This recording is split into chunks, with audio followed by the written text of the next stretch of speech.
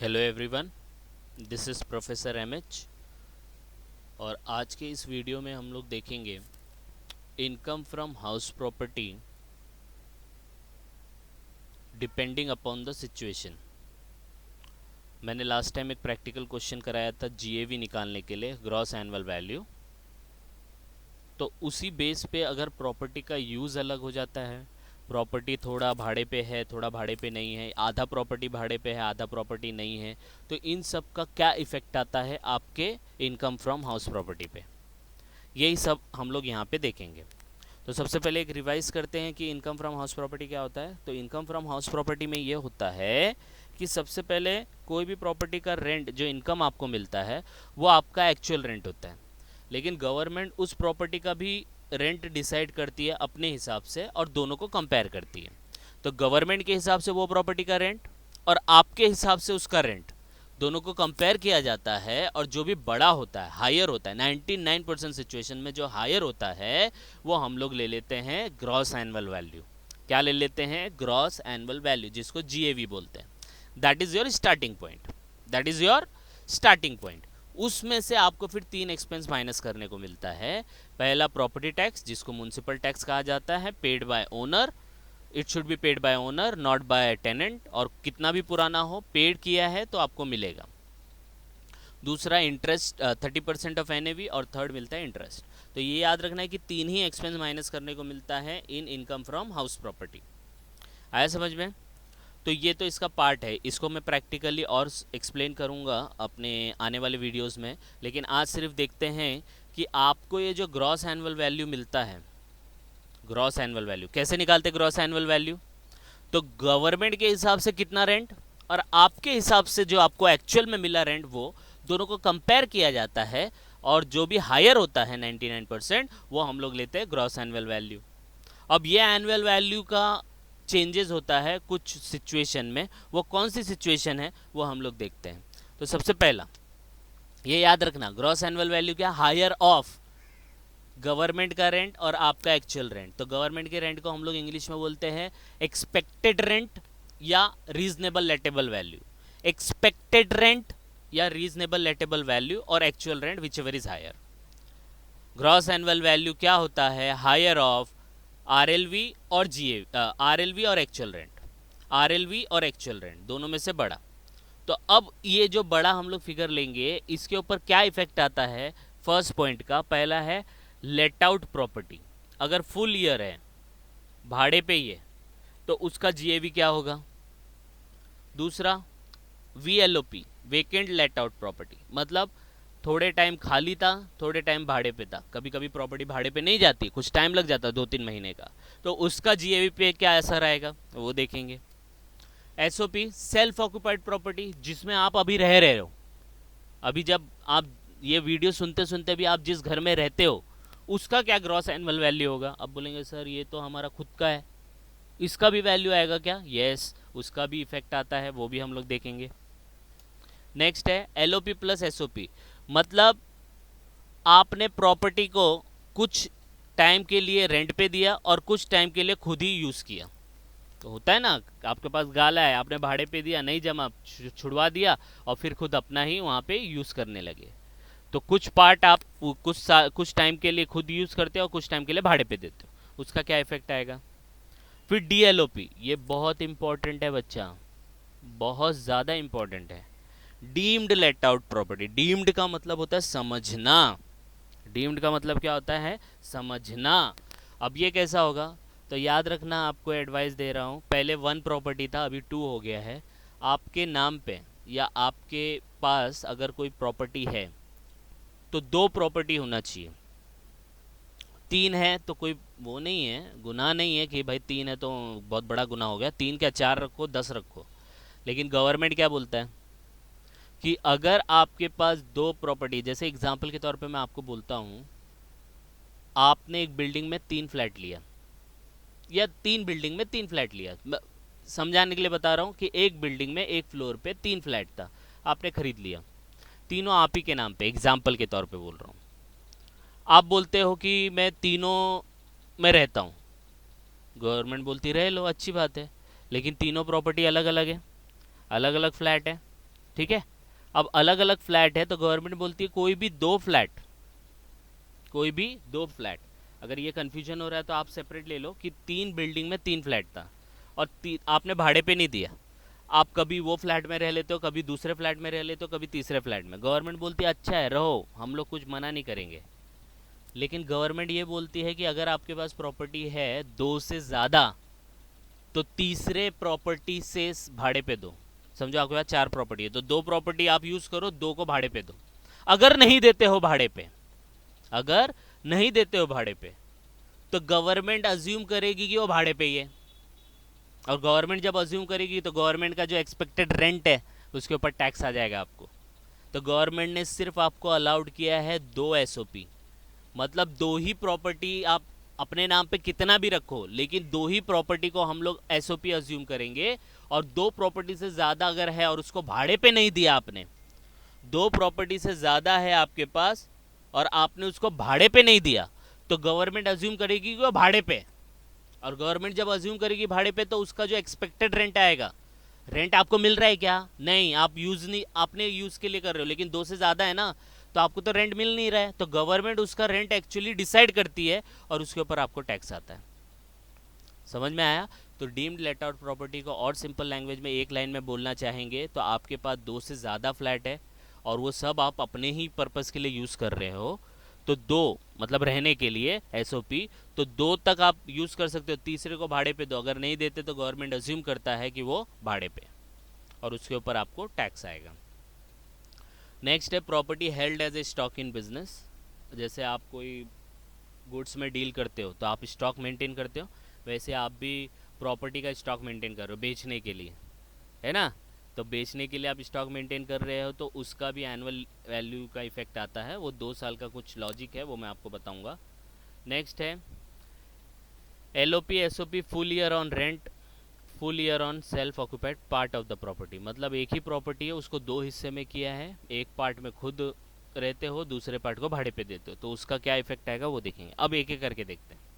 तो सबसे पहला है LOP full year on rent, ये तो बहुत बेसिक सी चीज़ है कि वो प्रॉपर्टी है वो पूरा भाड़े पे ही है।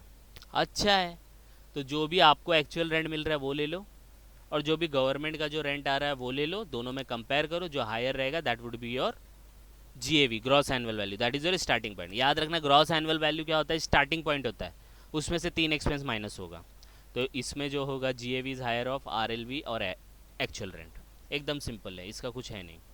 नेक्स्ट, अब क्या है, ये प्रॉपर्टी है हम लोग भाड़े पे देना चाह रहे हैं लेकिन जा नहीं रही है। समझो साल में 12 महीना है, 4 महीने भाड़े पे ही नहीं गया और 8 महीने ही भाड़े पे था, तो उसमें किसका गलती है, ना गवर्नमेंट का गलती है ना हमारा गलती है ना। अब खाली है तो हम लोग क्या करें, कोई लेने वाला नहीं है, सिर्फ 8 महीना भाड़े पे गया, तो गवर्नमेंट ने बोला ठीक है इसका भी बेनिफिट हम लोग दे देते हैं। तो अगर आपका प्रॉपर्टी खाली गया ड्यू टू वैकेंसी, मतलब खाली है, समझ रहे हो, खाली होने की वजह से अगर आपका एक्चुअल रेंट, ये मैंने आपको वीडियो में भी समझाया, actual rent due to vacancy, अगर आपका एक्चुअल रेंट कम हो जाता है, क्या हो जाता है, कम हो जाता है आरएलवी से, तो एक्चुअल रेंट को ही लेने का, कम वाले को ही लेने का। लेकिन ज़्यादा हो जाता है वैकेंसी के बाद भी तो हायर ही लेने का। Higher is 99%, GAV is higher of RLV and AR 99%, लेकिन एआर कभी कभी कम होता है ड्यू टू वैकेंसी, वैकेंसी की वजह से। हाँ, तुमने कम रेंट लिया उसकी वजह से एक्चुअल रेंट कम हो रहा है, वो नहीं लेने का। एक्चुअल रेंट अगर कम हो जाता है ड्यू टू वैकेंसी, खाली होने की वजह से, तो एक्चुअल रेंट को ही जीएवी लेने का। लेकिन आपने कम रेंट लिया, मेरा दोस्त है, मेरा भाई है, मेरा रिश्तेदार है, मेरा ये है, मेरा वो है, उसकी वजह से अगर एक्चुअल रेंट कम हुआ तो नहीं लेने का। एक्चुअल रेंट अगर कम होता है आरएलवी से ड्यू टू वैकेंसी, खाली होने की वजह से, तो एक्चुअल रेंट को ही जीएवी लेने का।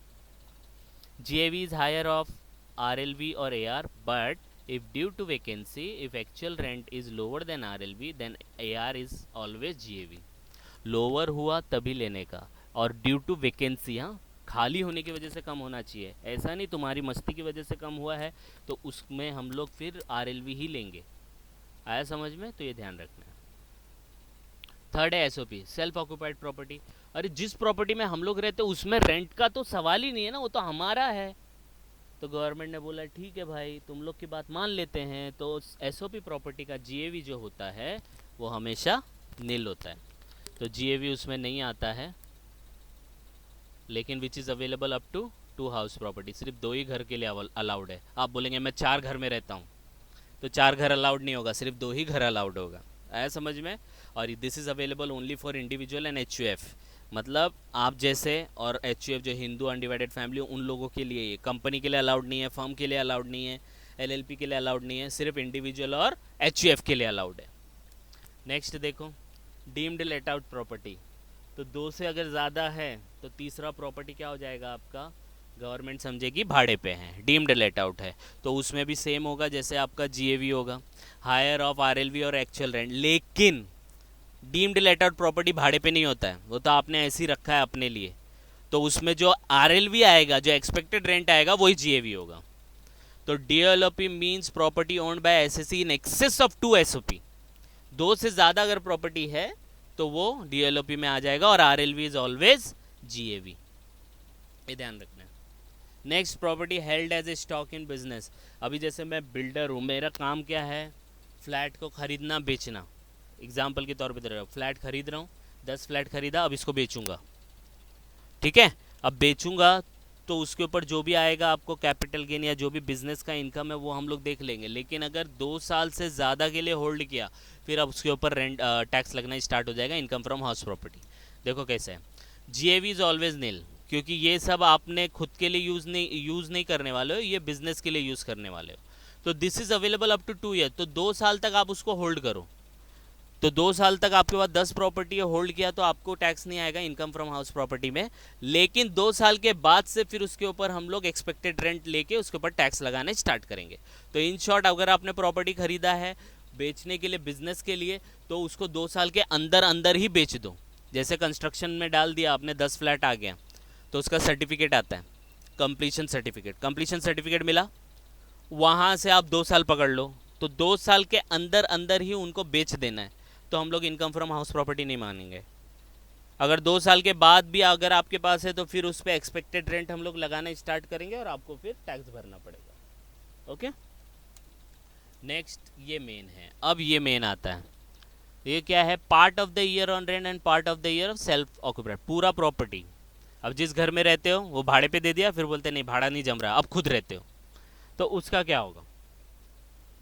तो GAV is higher of RLV, पूरे साल का आरएलवी लेने का, और एक्चुअल रेंट जो भी आपको वो पीरियड का मिला है, समझो आपने 10 महीना भाड़े पे दिया और 2 महीना खुद यूज़ किया, तो 10 महीने का जो भाड़ा आएगा वो, और आरएलवी फुल ईयर का लेने का, ये याद रखो। हाँ, आरएलवी क्या लेने का, फुल ईयर का लेने का, दोनों में से जो भी बड़ा होगा वो जीएवी होगा। देखो डायग्राम के थ्रू समझाया, ये आपका पूरा प्रॉपर्टी है, ठीक है। तो example, April to December rent पे था और जनवरी टू मार्च एसओपी था।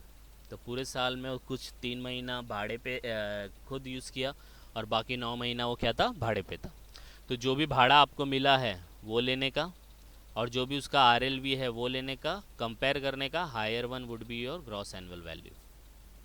आया समझ में? नेक्स्ट में देखो और मज़ा आएगा। अब एक ही प्रॉपर्टी है लेकिन अलग अलग पार्ट है, तो ये पार्ट अलग हो जाएगा, ये पार्ट अलग हो जाएगा। देखो ये आधा पार्ट, ये आधा पार्ट। पहला पार्ट क्या है, भाड़े पे है, दूसरा पार्ट क्या है, एसओपी है। तो ये तो सेपरेट है ना, पार्टीशन मार के दिया है, तो जो भाड़े वाला है वो भाड़े में काउंट हो जाएगा, और जो एसओपी है उसका तो नील होता है। तो ये देखो, GAV is calculated both LOP और एसओपी सेपरेटली, क्योंकि सेपरेट है ना दोनों property. Any item including property tax which is useful for calculating GAV is bifurcated between LLP and SOP as a floor area or any other reasonable basis। तो जब आप ये बाइफिकेट करोगे तो आपको 3 एक्सपेंस माइनस करने आता था ना, तो 3 एक्सपेंस वो फुल प्रॉपर्टी का होगा। तो जो रेंट वाला है, समझो 100 रुपये आपको प्रॉपर्टी टैक्स माइनस करना है, तो 100 रुपया बच्चा SOP का भी है, LOP का भी है, तो 50 ही माइनस होगा यहाँ पे, और 50 यहाँ होगा। लेकिन एसओपी में माइनस करने नहीं मिलता है, एसओपी में याद रखना सिर्फ इंटरेस्ट माइनस करने को मिलता है और कुछ नहीं। आया समझ में? मतलब बाइफिकेट करना है। तो इसमें क्या होगा, प्रॉपर्टी एक ही प्रॉपर्टी है लेकिन पार्टीशन करके एक पार्ट को भाड़े पे दिया है और दूसरे पार्ट को खुद यूज़ किया है। तो जैसे ही पूरा अगर आया, जैसे उसका एक्सपेंस आया, इंटरेस्ट आया, तो इंटरेस्ट 100 रुपया है तो आधा है ना भाड़े पे, तो आधा प्रॉपर्टी जो भाड़े पे उस पर आधा ही इंटरेस्ट मिलेगा, आधा एसओपी पे मिलेगा। प्रॉपर्टी टैक्स भरा है 100 रुपया, तो आधा रेंट वाली पे मिलेगा, लेकिन एसओपी में मिलता नहीं है, तो वहाँ पे वो लैप्स हो जाएगा। तो ये ध्यान में रखना है। तो वो हम लोग जब क्वेश्चन करेंगे तो उसमें और अच्छे से समझाऊंगा। तो दिस इज़ ऑल अबाउट कि आपके ग्रॉस एनुअल वैल्यू पे इन सब चीज़ों का क्या इफेक्ट आता है। इन शॉर्ट याद रखना, ग्रॉस एनुअल वैल्यू गवर्नमेंट का एक्सपेक्टेड रेंट और आपका एक्चुअल रेंट का दोनों में से जो हायर रहता है वो रहता है ग्रॉस एनुअल वैल्यू। और gross annual value is the starting point. उसमें से हम लोग 3 एक्सपेंस माइनस करते हैं। कितने एक्सपेंस माइनस करते हैं? 3 एक्सपेंस। प्रॉपर्टी टैक्स, जिसको म्यूनसिपल टैक्स भी बोलते हैं, 30% ऑफ एनएवी, और इंटरेस्ट। प्रैक्टिकल करेंगे तो और एक्सप्लेन कर दूंगा मैं आपको। आज के लिए बस इतना ही। That's all for today. इसको आप व्यू करो, कुछ डाउट आएगा तो कमेंट करो, ठीक है। तो thank you very much. Please like and subscribe for more videos. Thank you.